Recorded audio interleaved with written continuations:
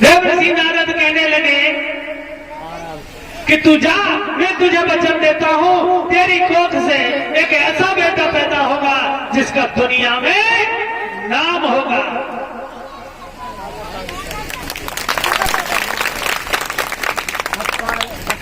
सतपाल नहीं, रामचरण कहो। और ये रामचरण जी के सुपुत्र साहब सत्यपाल जी, और ये नोटों के हाथ से हमारा सम्मान करते हैं। मैं विधाता से अरदास करूंगा कि भैया को सद्बुद्धि दें, जो कि भैया बाबुल की सेवा करें, धंधे पानी बढ़िया चले, अच्छे रास्ते पर चले, ताकि इसी तरह धर्म क्षेत्र में हाथ आगे बढ़ते रहें। बोलिए गोविंद भगवान की। आज श्रोता बंधुओं, रानी सुनीति से कहा कि मैं तुझे वचन देता हूं, तेरी कोख से ऐसा बेटा पैदा होगा जिसका दुनिया में नाम होगा।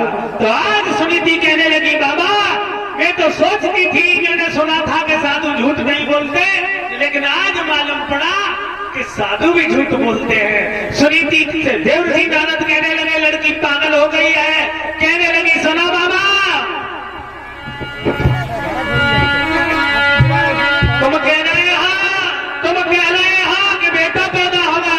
बाबा सुनो, अरे 6 महीना गए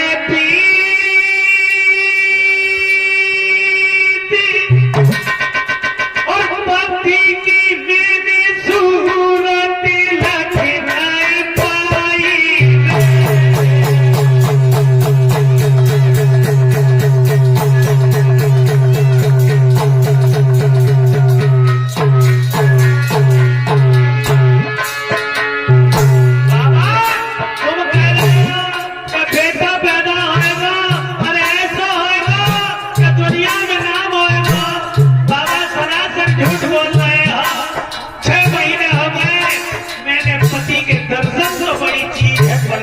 को नहीं आता, कह रही है सुनीति।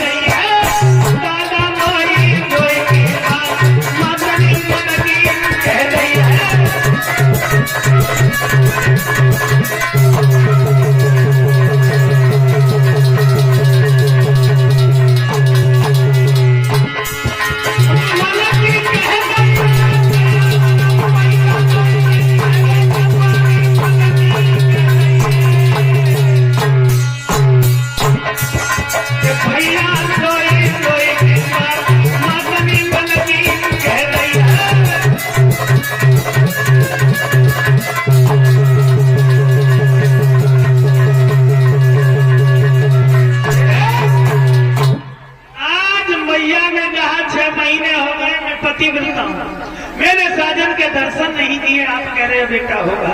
देवर्षि नारद कहने लगे, तू नहीं जानती है, भगवान भी इस बात को मानते हैं कि मोर बचन चाहे पड़ जाए फीका और संत बचन पत्थर कीगा। अरे जो सच्चा साधु हो तो उसका वचन एकदम पत्थर की ईंट होता है। तू मेरी बात का विश्वास कर। अरे महीना 6 महीना 9 महीना इंतजार कर ले, अगर ना तेरे लला हो तो जो कुआ कहूँ ना जाएगा जब फिर आएगी मत। आज सुनीति वापस आई है श्रोता बंधुओं, सुनीति वापस आई है, फिर से कार उड़ाने लगी है। श्रोता बंधुओं, धीरे धीरे समय गुजरता गया। माफ करना, मैं जल्दी कर रहा हूं। एक दिन का जिक्र है, महाराजा उत्तानपाद शिकार खेलने के लिए गए, तो शिकार खेलते खेलते काफी दूर निकल गए। श्रोता बंधुओं, अंधेरा हो गया, सिपाही वापस आ गए। महाराजा उत्तानपाद लेट हो गए, रात्रि में आए तो सबसे पहले छोटी रानी के दरवाजे पर पहुंचे हैं। और हुआ क्या लोगों, विधाता को कुछ और ही मंजूर था। आगे जानी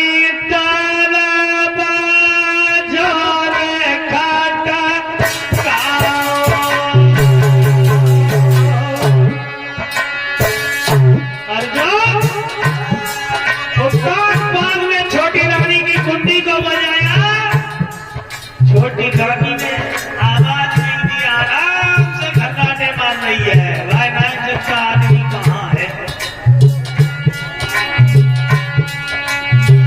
अबे जमींदार मारे खटक नहीं नानी नी सब सुना।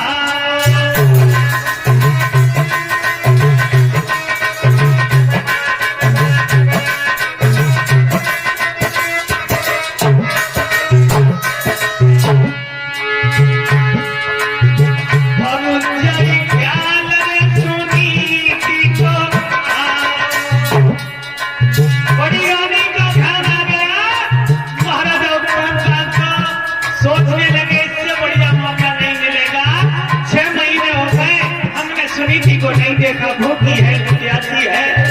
आज श्रोता बंधुओं, अरे जय ख्याल सुनीति को और जन घोड़ा तुम्हें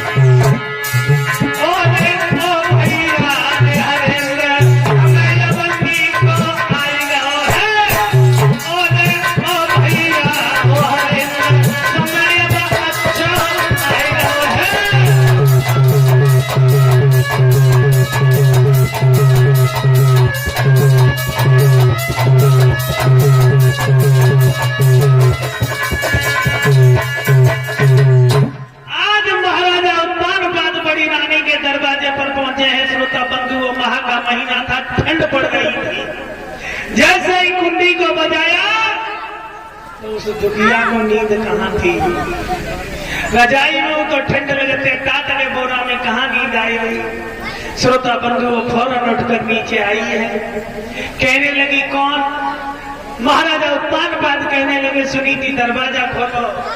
तो रानी के पेट में डर बैठ गया, सोचने लगी मेरी साथ ने मुझे मरवाने के लिए भेजा है। 6 महीने हो गए आज तक दिन में नहीं आए और ये रात के 12 बजे कैसे आए, मुझे मारने के लिए भेजा है। तो रोने लगी, कहने लगी साज गलती नहीं की है, तुम्हें सौंप ने बहका दिया है। साजन आज की हमें भीख दे दो, सवेरे होते ही हम तुम्हारे राज्य को छोड़कर चले जाएंगे, कहीं मजदूरी करेंगे, झोपड़ी बना लेंगे, गुजारा करेंगे। लेकिन साजन प्राणों का दान कर दो, प्राणों की भीख दे दो साजन। महाराजा उत्तान बात कह रहे हैं, दरवाजा खोलो। रानी डर गई और कहने लगी, साजन आज इतने निर्दयी हो गए, इतने निर्दयी हो गए, छोटी के कहने पर मुझे मारने के लिए आ गए। वो दिन याद करो साजन, वो दिन याद करो जो मेरे पिता के आंगन में तुम सेहरा बांध के गए थे, अग्नि को साक्षी माना था, तुमने वचन दिया था, 7 फेरे लिए थे कि सुख और दुख में साथ दूंगा। लेकिन साजन दुख में साथ न दे सके तो मुझे मारने क्यों आए हो? और रोने लगी और कहने लगी, साजन वो दिन याद करो। रोने लगी है दुनिया। आने एक दिन प्यार मान धर की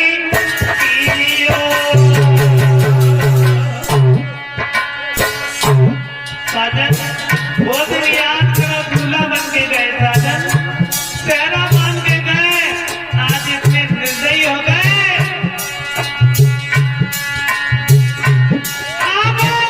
एक दिन प्यार मान धर की आज कर लो बात रखो सैया दियो।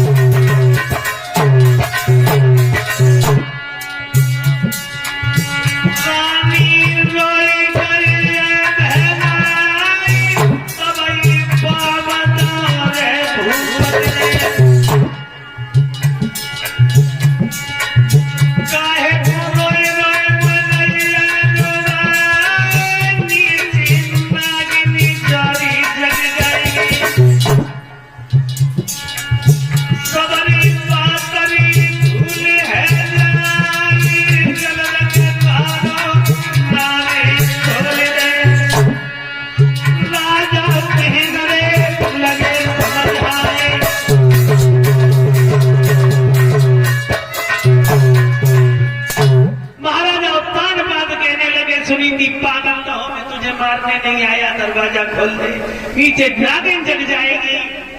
सुनीति कहने लगी, खैर कोई बात नहीं, अगर मुझे मार भी देंगे तो इनके हाथों से मर जाऊंगी तो मैं तर जाऊंगी। आज सुनीति ने दरवाजा खोला है।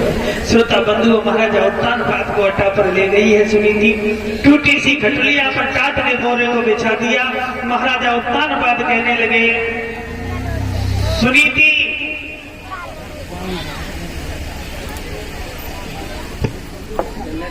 जनरेटर बंद करे।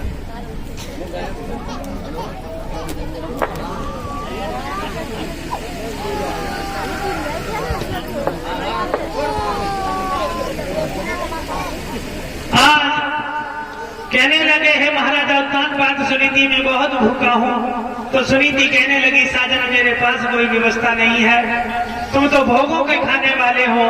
स्वामी मेरे पास तो एक चौकी रोटी रखी है, उसे तुम खाओगे नहीं। महाराजा उत्तान पाद कहने लगे, तुम तो रोजाना खाती हो, एक दिन हम भी खा लेंगे, तुम उसी को ले आओ।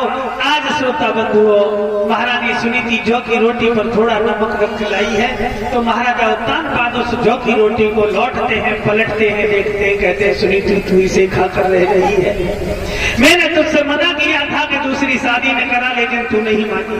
सुनीति कहने लगी, साजन रो ना, मेरी किस्मत में जो लिखा है उसे कोई बैठने वाला नहीं है।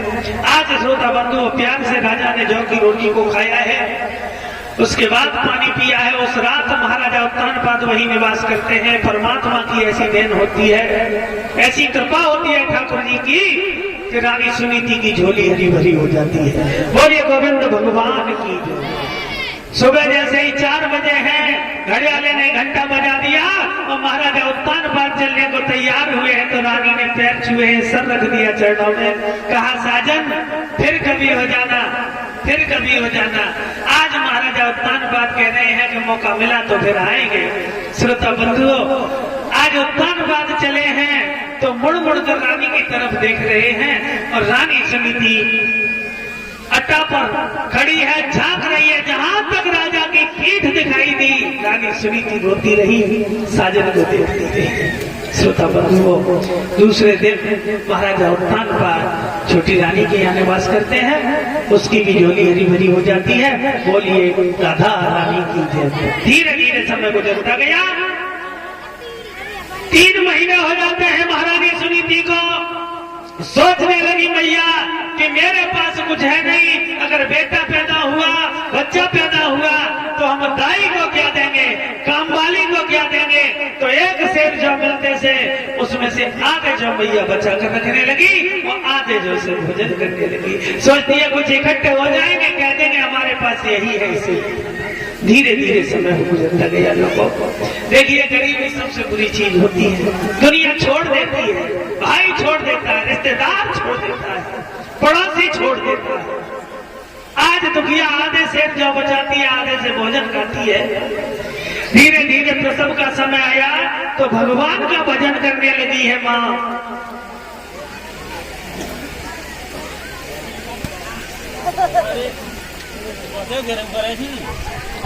भगवान का भजन करती है, दुखिया कहती है विधाता बेटा ही देना प्रभु, बेटी मत दे देना।